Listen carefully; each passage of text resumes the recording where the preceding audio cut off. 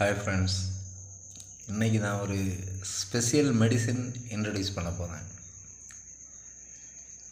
இது சாப்பிட்டா இருமல் வராது, தும்மல் வராது, தலைவலி வராது, ஃபீவர் வராது, எதுவுமே வராது.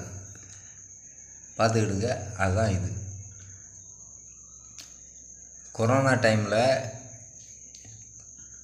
ஃபீவர் வராதது, சத்து போகாதது, இந்த மெடிசின் குடித்தவங்க யாருமே செத்து போகலை.